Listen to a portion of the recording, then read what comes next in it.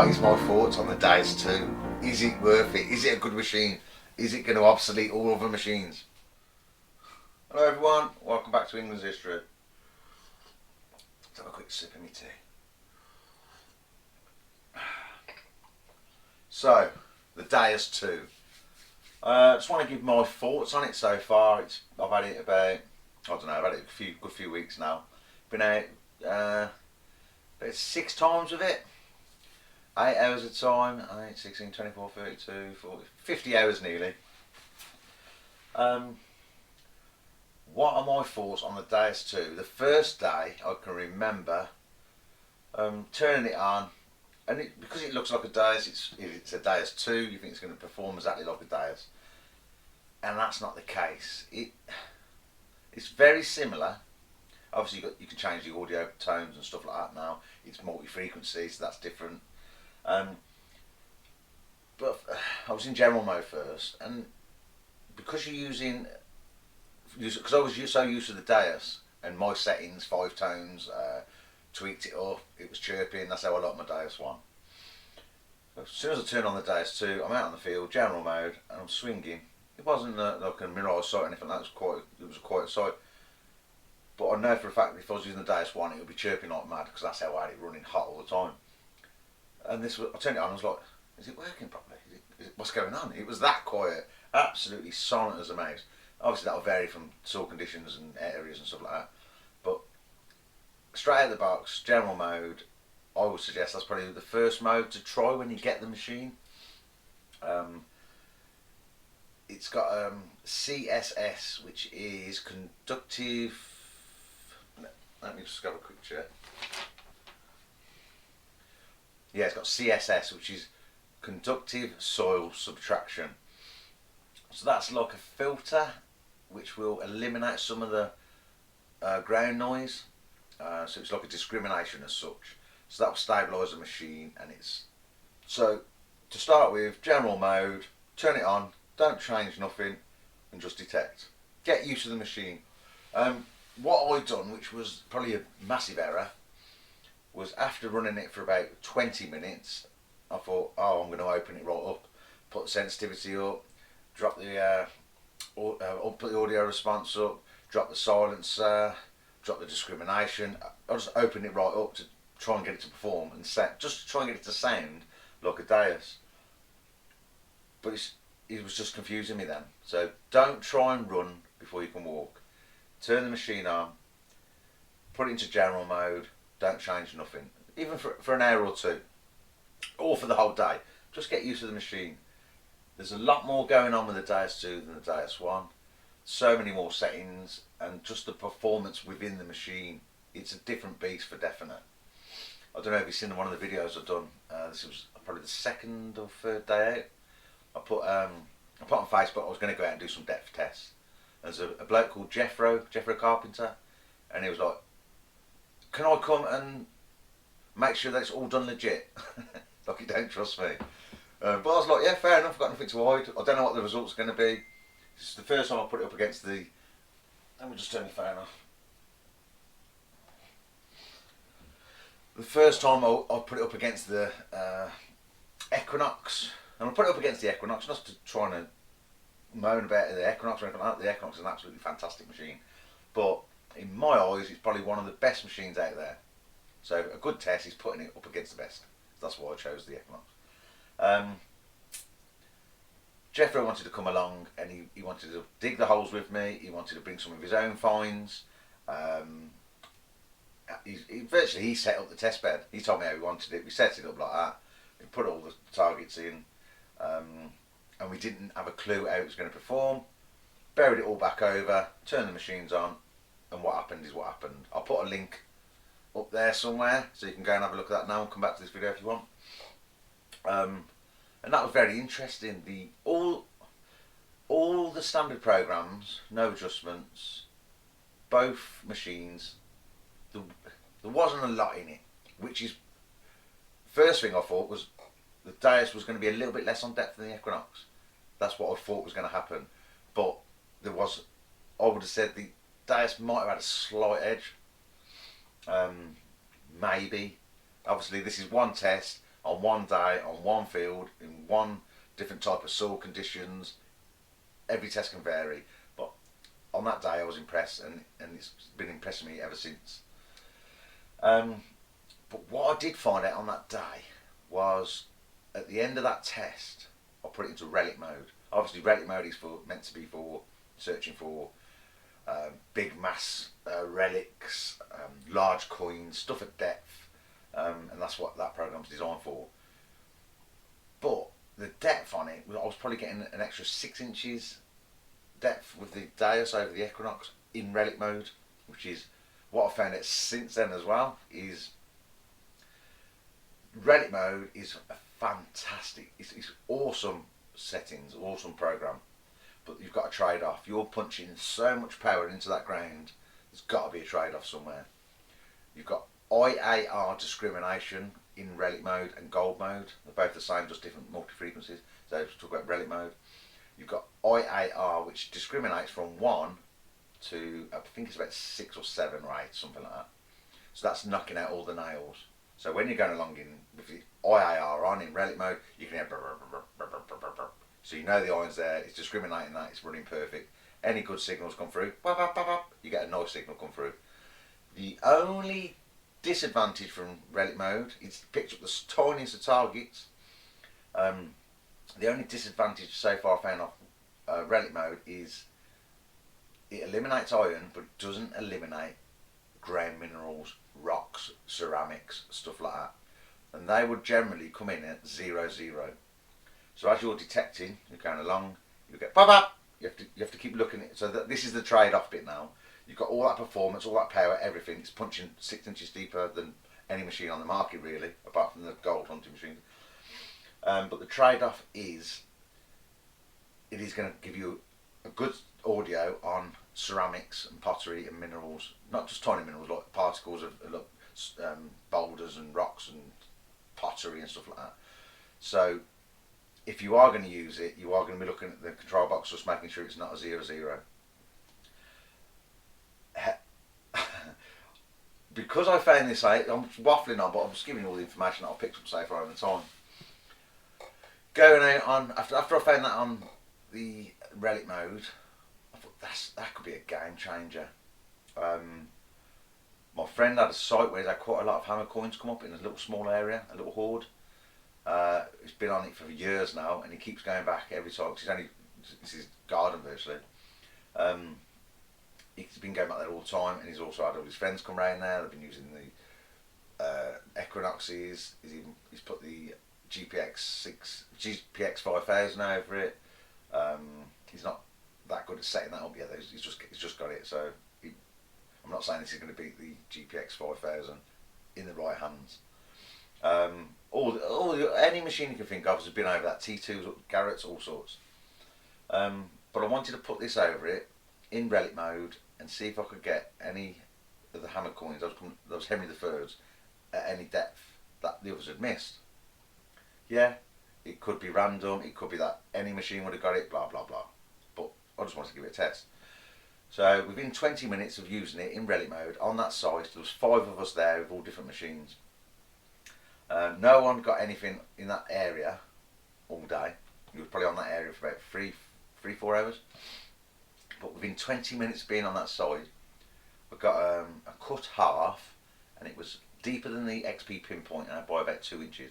So you're lucky. I think the XP pinpointer is 10 inches, so that's about 12 inches deep. We're on Rob's little field where he's had quite a few hammered. Bashed it so many times, hasn't you? It's gone very, very quiet. How long have we been here? Half hour? Probably not even that. Out with the Deus 2. Got a signal, it was coming in like 54, 56 on mine.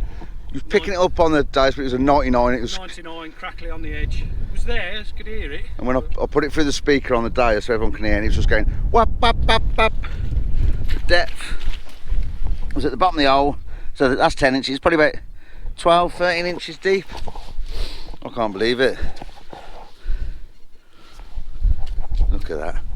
It's probably a button now, isn't it? Let me guess, Henry III by any chance? It will be, won't it? Little cup, half, hammer coin. You beauty. We're on the hammered with the Deus 2, bangers.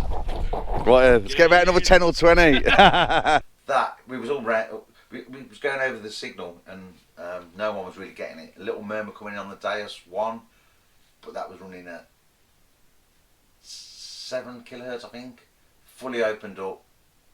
You struggle to use it in most scenarios, but because he knew he was on the old site, he would open it right up, and that was giving a little murmur, but that was just going very, very, very, very deep. Later on in the day, after using it all them hours, the amount of 00s I was getting was a pain in the arse. So you can use relic mode. It is a fantastic deep program which can open up some sites that you've had very good stuff off in the past. It is going to get deeper than any other machine that you put over there, and you are going to find the goodies, but you've just got to accept that trade-off at the minute. I don't know if there's going to be any updates. You've got to accept the trade-off that you are going to have to keep looking at your screen when you get a signal to make sure it's not 00.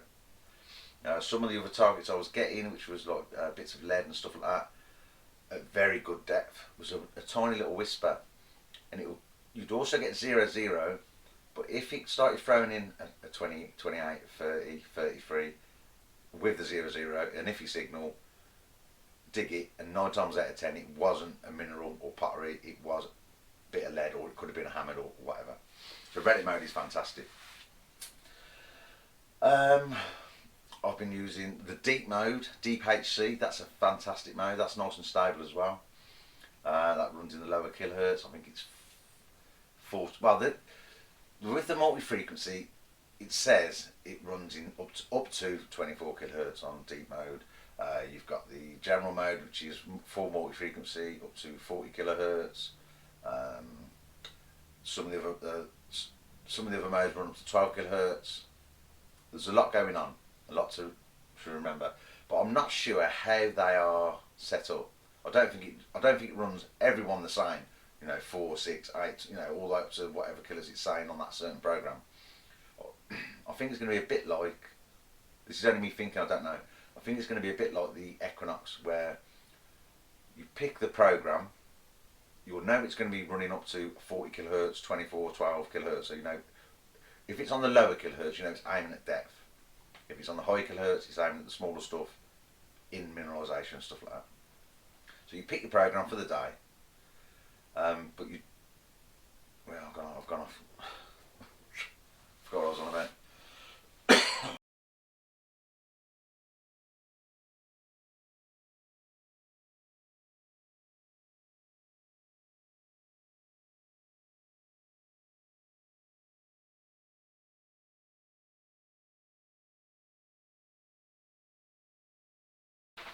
Have a look at my notes. I've got lost again now. That's misspent youth in the 90s. I'm on track, and next thing you know, poof, it just goes. Yeah. So get back to it. So this video, So this video is just for me going over what I've learned, and I'm trying to let you understand all the learning curve I've gone through so far. I want you to have a bit of an understanding what I've learned to make it easier for when you turn the machine on. So program one, general mode, uses CSS, which is conductive soil subtraction, which helps stabilise the machine against minerals and coke, etc. It can eliminate tiny little bits of foil, so you've got to sort of suss out. I don't know yet, I haven't used it long enough. I need to try and suss out how much it does eliminate, and can it eliminate some good targets, desirable targets. But that's to be tested, and that's to be found out. That'll come in time as everyone gets the machines, using it for 6 months, 12 months. We start to understand the programs even more. A lot of the other modes don't have any ground subtraction, apart from when you get to the beach modes. There's 4 modes that use the CSS, conductive soil subtraction. Put my teeth in. You've got program 1, general mode. That uses it. You've got the 3 beach modes then. Obviously that's to help eliminate the mineralisation. You've got the black sand and stuff on the beaches, so that'll help minimise that. And then you've got the general mode, which is running the fields. which is going to help eliminate the mineralisation from like habitation from Roman sites and stuff like that. So they could come in really handy. Again, it's all a case of we've got to go through all the process, we've got to put all the hours in, we've got to be using it for months and months and months to fully understand the machine. But this is what offers us so far. If you're in the field and you're detecting and you're getting a lot of EMI, all multi-frequency machines, because they're multi-frequency, can suffer with EMI more because they're picking up more of that radio wave. So what is a good feature on this is you can still use the number 7 mono mode. Yes, program 7 Deus mono, which is exactly the same as the Deus 1, using single frequency, and you can select, which is the new bit on this, you can select from 4 to 45 kilohertz. So that could be a real good program, especially like it's going to help you out on the EMI. But if you're selecting certain targets, the Deus mono could be a cracking up program to use. Oh yeah, another thing. Because you're using multi-frequency, if you're using one program and then you base all your programs that you make and save off the same program, your target IDs will be the same. As in, like a pound coin could ring in at 88, and if you base all your programs that you're saving in the slots off one program, it should always come in at 88 or around about the same. If you're using programs from number 1 general, then you go to mono, Deus mono, then you went to the beach, then you went to deep HC. They're all using different offset multi-frequencies, so the target ID will vary. So you can't just think, right, I'm just going to do 88, that's a pound coin on the beach, that's what I'm going to do. You have to know, you have to get used to your programs and what the multi-frequencies are pushing through to get used to what the target IDs are on selective targets. Right, let's go have a quick look at the build quality and what's going on with the Deus 2 so far. Obviously, look at the state of that. It's had a bit of use, it's had a bit of a bashing. It's rugged as hell. The first question everyone asks is, what's the weight like? What's the weight like? I'd say it's virtually exactly the same as the Deus 1. The only extra weight, the hand grip is a tiny little bit thicker, but you're talking grams. The control box is a little bit bigger for the waterproof housing, you're talking grams. And inside the battery, I've heard, because it's running multi-frequency, fast multi-frequency, it's got a larger battery in there, so the batteries obviously get more battery life. So that's the only extra weight I can see. They've saved a little bit of weight on the fixings, I've cut them down a bit, but you're talking tiny little bits again. But overall, the weight of the Deus 2 is very similar to the Deus 1. What core would I say? What core would I say to go for when you get in your package? Because this is coming out in a week. Okay, so you're thinking about buying the Deus 2, you go to Regtons, they're going to talk to you and help you with your selection. They know what they're doing, the lads there. Marcus and Nigel, they know exactly what they're doing, so they'll help you select which one suits you best. But for me, these headphones are no-brainer. I think they're absolutely fantastic, nice and lightweight. When you put them on, a lot of people don't do this because it hurts the ears, but as you put it on, push your ears in, crack the back so it's just lifting off your neck and it lifts the weight off your ears then. See what I mean? Look. If you ever got that and that's down, it's just constantly pushing. You just crack the back and lift it off your ears and it stops the pain. So yeah, I'd go for the WS6s. You can get the WSA 2s, I think they're called, the big earmuff ones. That'll be cracking as well. Good for in the winter, a bit sweaty in the summer. You can get the bone conductor ones, which come over. They don't go in your ears. You put them in your ears, it'll blow your eardrums apart. But it comes out and it sits on your cheekbone. You can hear everything that's going on a Ranger, but the audio is meant to be absolutely brilliant. I haven't tried them yet. So that's the headphones. I will go for the WS6s.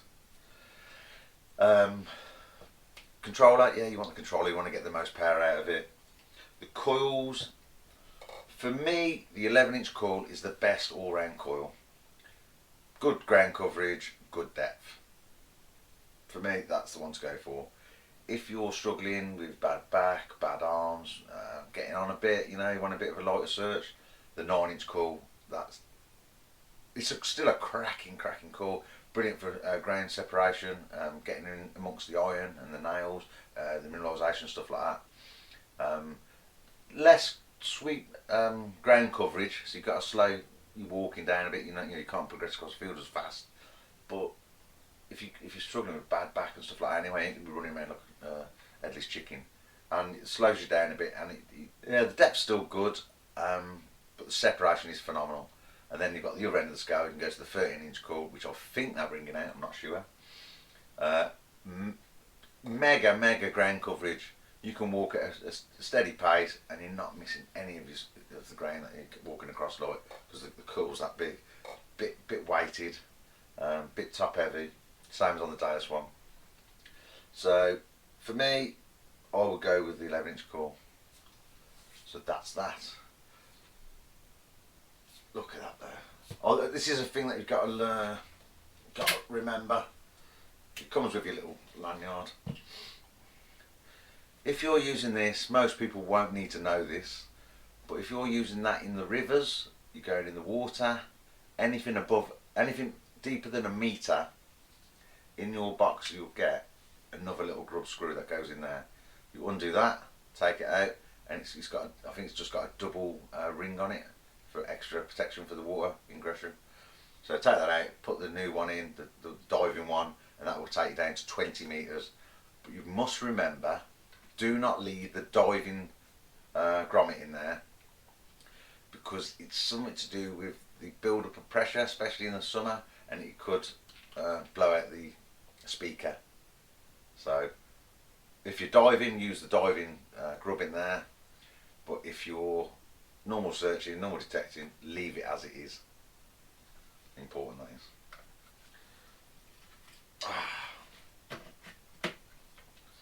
There you go. Here's something I've been sussing out as I've been going along, is I used to like tweaking the ground balance to suit the ground. Sometimes I go positive, sometimes I go negative, get a little bit more about out the machine. You're talking fractions, like, but it can make all the difference on certain fields.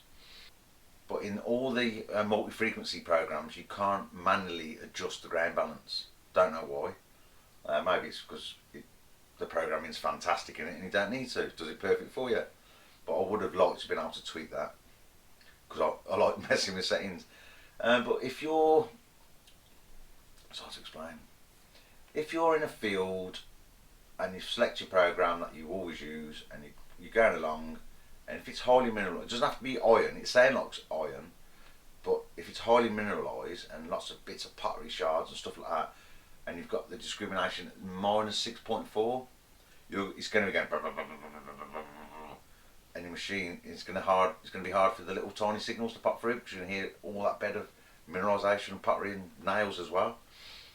So what I would suggest to do, which works brilliant, go along, find an area that hasn't got a solid iron signal and it's just the minerals, go into your discrimination and then put it all the way down to -6.4. This isn't ground balance, it's just your discrimination. So -6.4 on the discrimination, bounce the coil about 6 inches from the ground, and just before you hit the floor, keep doing that, and then keep tapping the plus button, and you'll hear that you'll go roar, roar, roar. It will keep doing that noise, and as you keep pushing the plus button, it will start to fade off, start to fade off, start to fade off. As soon as it starts to go, you don't want it to be silent, but you want it to just be a murmur. When it's doing that, leave it as that. And what will happen then, before in -6.4, you'll be swinging the coil, it'll be go. When you've done the discrimination to suit the ground minerals, and it might settle about 4.8, depends how bad the mineralisation is, it will then give you a steady search. You won't hear all that, and because that will be hard for you to hear the squeak come through. So when you've stabilised your discrimination to the ground, without all that grunting, you might get the odd grunt because you haven't put the discrimination down too much, but you'll hear that in between. It's hard to explain. If you've got your machine fully open, it's mineralised ground, you've got that little tiny murmur when it's a good signal in amongst it. It's so hard to listen to, and after an hour you might have earache.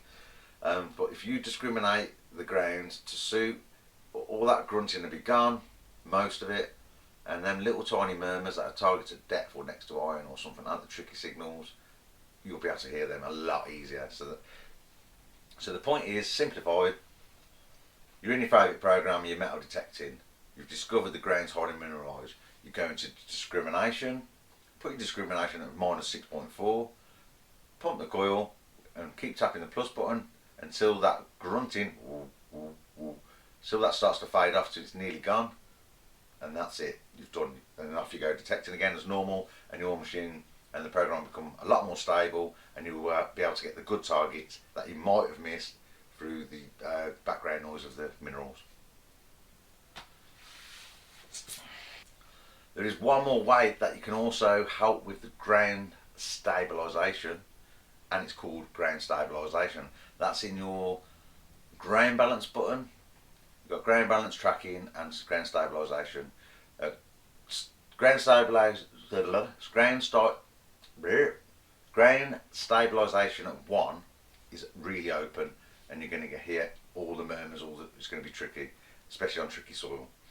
So then, if you're on tricky soil, you could up that to 2 or 3. Depends on what ground you're on, how high you have to bring it.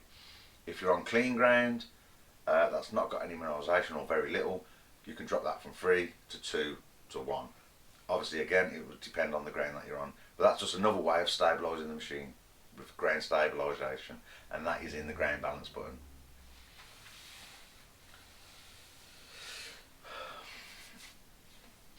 Again, like the Deus 1, the Deus 2, you can go into your, because what I've found so far with all the programs, they're all free tone, iron, mid, high. And for me, there's not enough information in the tones to help me. I'm still going to dig it, but it's like a guessing game. It's a bit of fun. So when you get the different tones, you think, oh, that might be a little hammered. If you've had little tiny Roman minims coming up in the low grunts, as you're detecting across the area, you get that little low. You think, oh, that could be another Roman. So it just helps you with detecting. Especially if you wanted to eliminate the high conductors and you wanted to go for the mid and low conductors, the audio's there. So you can go into your settings, into your program, you can go into tones, put it into 5-tone, and then you can also go to expert. I'll do a video showing you how to do program setups and that, but then you go into expert, you can push the button which takes you across from tones to tone breaks. So you select the tone that you want that first tone to be. I'd have that all the way down. That's your ground noise, an iron, and then you can select the next tone. It depends how many tones you've got, obviously 3-tone, 4-tone, 5-tone, multi, full tones, pitch. But you select, say if you could save in 4-tone, tone 1 of iron, tone 2 of a low conductors, which would be say from 8 upwards. Then you've got tone 4, which you could have your nice fluty tones, the low tones, coming at 8 to 28, so you know if it's going to be a low conductor or coke. And when you hear that little murmur noise, the little low tone, you'll think, oh, have a look, is it coke? No, it's not. 23 to 25. I'll dig that. You can set your next one from whatever I said, 28 up to 50, and then you can set the last one from 50 up to 99 as your high pitch. So you got iron. This is what I'm thinking of a 4-tone, I don't know yet. Iron tone, low, mid, high. Just a little bit more information in your ears. But then you can save that into your programs as whatever you want, and I think you've got an extra 10 or 12 slots to save your own programs in. But you just got to remember that every time you save a program, if it's in a different, if you've used your base program as a different one to another one, the target IDs will vary, which is because you're using different frequencies, different kilohertz. But is that it? I'll have a little think, see if there's anything else I can think of. Go over anything. Oh yeah, shortcuts. Right. It's just little tiny things. Like, oh, this is the first thing that is. Oh, I love this, and it's just so silly but so effective. Every I've had about 3 or 4 days. Every one on these little WS4 headphones on the old Deus one, that used to always be hanging down like that, driving me mad, flapping about in the wind. Now it's on a sturdier support, and when you push it up, it clicks in properly. That ain't coming off for no one. So that's a good thing. The other good thing, I'll show you this on the little cam. Okay, so let's turn it on. This little feature is brilliant for me, especially doing YouTube. But if you want your mates to hear the audio, stuff like that, it's so simple just to turn the audio on. You can have it, you'll have it through your headphones as normal. But if you want it to go through both, you can put it through your headphones and through the speaker on the controller. And all you do is hold either the plus or the minus button down. They both do the same. Hold it down. That takes you into that mode, which is your headphones. You can pick your speaker, the wired ones, bone conductors, etc. So we'll go to the speaker. At the minute, the audio volume on the speaker is on 9. And then after I've done my little video clip for YouTube, I'll just hold that down, takes me into the mode. I'll turn that back off again. You've got 4 different ones to select. Make sure they're all turned off if you're not using them. Only have the audio volume on the device that you're using. So that's the fast keys for the audio. You've got, if you hold down the pinpoint button, if you tap it once, pinpoint mode. Back out. If you hold it down, it does a fast ground grab. That's taking into a quick ground balance. So on the go, no matter what settings you're in, if you want to quickly do a ground balance, just hold that down and that does the ground balance for you. And then at the top right, you've got a noise cancel. This is what you should do whenever you turn your machine on. Wait till everyone, if you're on a rally, wait till everyone disperses, or not too close to you. Hold the top right button down, and it's like a noise cancel. Just selects the best frequency to suit your machine. You can go into the menu options and do it manually, so you can pick the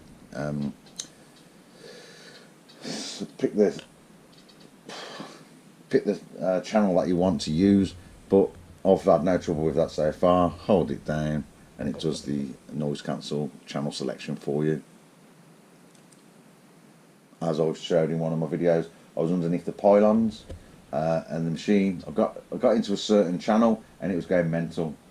So obviously you never know what channel you're in as you're detecting across the field. Some might not even get it, but if you're in a certain channel and you're going under pylons, the machine could be going mad.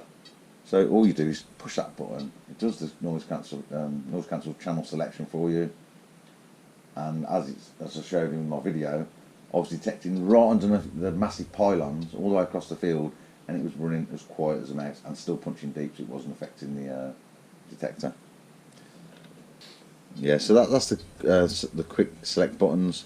Them ones are for the audio, that one's for ground balance, and that one's for the channel select noise cancel. Turn it off. Oh yeah, as you turn it off, it turns the controller off and the headphone. So you're never going to leave your headphones not turned on. There you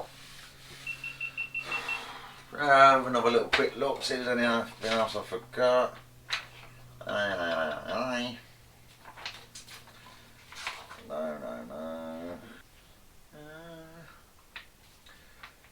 It's all the reactivity and the audio responses is the same as in the Deus one. If anyone wants any more videos on the more general settings that most Deus users will know, I can go through them all if you want. Just let me know in the video. But think that's about it. Tracking mode, in the ground balance, stuff like that. Really, you don't want to use tracking mode.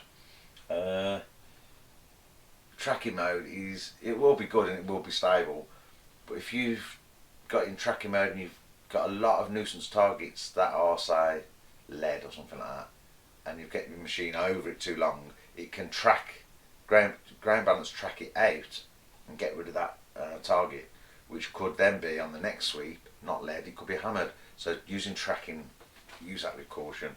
You're better off just doing a ground grab. Ground grab and the discrimination that I was talking about, going to minus 6.4, blah blah blah, that one. Pinpoint mode, I ain't too keen on the pinpoint mode on the Deus. It's a bit of a pain. You don't really need it as well because it's so precise. You can guarantee 99.9% of the time when you've done your little cross, when you do you get your coil, beep beep, then go that way, beep beep, it is smack in the centre of that coil. So you don't really need the pinpointer. Audio options. Oh yeah, the audio options. I can't remember offhand which ones are which, but in every mode, apart from the relic modes, apart from the relic and gold mode, you can select between PMW, which is your Deus 1 audio, yip yip yip yip, which is still nice, still like that. But you can also use a square audio, which is more of a fluty signal, which is quite nice, and the signals do seem to jump out a little bit better at you. And in the audio settings then as well, you can go to the equalizer and you can ump up all the power on the audio, not on the audio response, on the tones of the signals.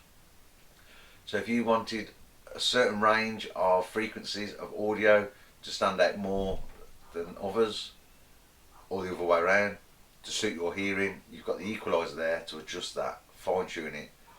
That's what the Deus is all about, fine tuning. You can just go on there, you can turn it on and use any of the general programs and you're going to do very well. But the more you learn and put the effort into learning the Deus 2, the more you're going to get out of it, because you can fine tune it into a machine that suits you to a T. Someone else might pick up your machine after you've tweaked it to suit you and go, oh, I can't get used to that, I can't use that. But to you, you've changed every little bit to suit you. The recovery speed, the audio response, the tones, the pitch, the discriminate, everything to suit you, and it's smashing it. So yeah, it's a very, very, very good machine. It's just when you get this machine, don't think, oh, it's just like the Deus 1, and you go out there and you go, oh, what? You've opened it up too much and it drives you mad. Just get used to it first, don't try and run before you can walk. Use the basic settings, basic programs until you've got more confident with it, and then start having a play when you've got more of an understanding of the machine. Like I said, the first few times I went out of it, I wasn't 100% sold on the audio. The performance was there on all the tests I've done, it was fantastic, but I wasn't too keen on the audio and how it was performing, because I was that used to the Deus 1 in my programs that I've changed. It just sounded different and wrong. But another thing I've sussed, it's all coming to me as I'm waffling on. Another thing I think I've sussed, it's still early days, you've got to get used to all the different settings and the changes in audios and nuances and stuff. I put my old programs in there straight away. I thought, oh yeah, put SID Pro in, that would smash it, especially with the multi-frequency. But it doesn't act the same. It's talking a different language to the Deus 1.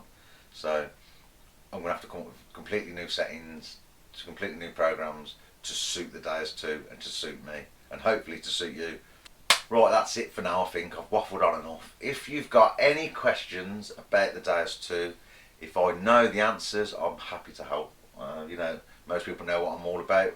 I'm happy to help others. What do I think? Yeah, this is the whole point of the video, which I nearly forgot. What is my thoughts on the Deus 2? Is it worth it? Is it a good machine? Is it going to obsolete all other machines? I love it. It's grown on me over the last couple of outings, especially when I've been getting like deep targets at depth that I didn't think I'd be getting with the Deus. But the Deus 2 is I wouldn't have got it with the Deus, some of the depths. This is doing it. It is a deeper machine. Is the Deus 2 worth the extra £150 over the Deus 1? Deus 1's about £12.50, this is coming in about £1,400.